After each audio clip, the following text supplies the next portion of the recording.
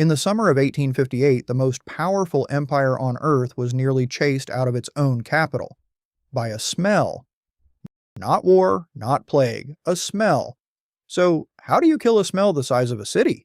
This is that story. Here's the setup. Victorian London is the biggest city on the planet, over 2 million people, and every toilet in it drains one way or another into the Thames, the same river they drank from. Imagine your toilet and your kitchen tap sharing one pipe. Then came the summer of 1858, a heat wave.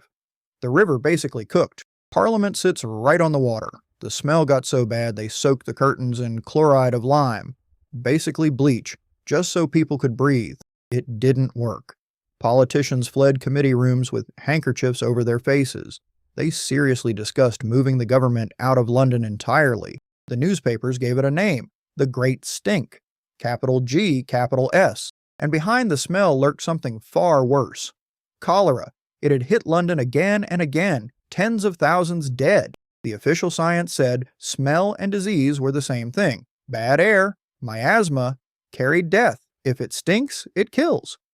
One doctor, John Snow, said, "You've got it backwards. It's not the air, it's the water." He even traced an outbreak to a single street pump. Almost nobody important listened. Snow died in June 1858. The same month the Great Stink hit its peak, so Parliament didn't act to stop a disease. It acted to stop a smell, because now the smell was in their building. The money bill passed in 18 days. Enter the engineer, Joseph Bazalgette. His plan wasn't to clean the river, it was to replumb the entire city, a machine the size of London. Buried under London, around 82 miles of huge brick sewers, catching the waste before it ever reached the river. Fed by over 1,000 miles of smaller sewers under the streets, 318 million bricks laid by hand. The trick was gravity. The tunnels tilt, just slightly, toward the sea. London sewage flows east, downhill, all by itself, except where it couldn't.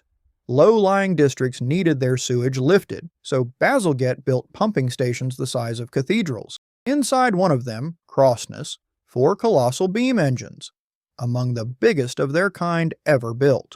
Flywheels weighing around 50 tons each, and the Victorians, being Victorians, gave the poo pumps royal names. Victoria, Prince Consort. The future king himself turned up to open a sewage works. Bazalgette had one more move. "We're only doing this once," he reportedly said, and doubled the diameter of the pipes, just in case. Now remember why they built all of this, to kill a smell. Because here's the twist, miasma theory was wrong. Completely wrong. No smell has ever given anyone cholera.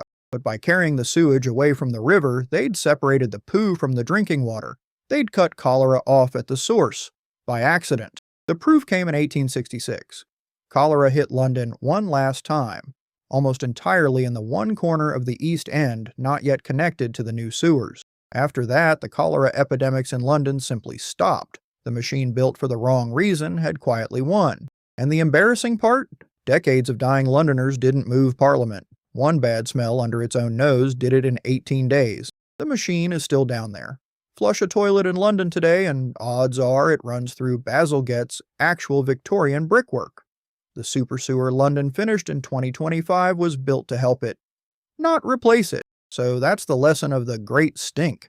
Sometimes you solve the wrong problem correctly. London aimed at a smell and hit a disease. That's one more machine filed. Machine kind.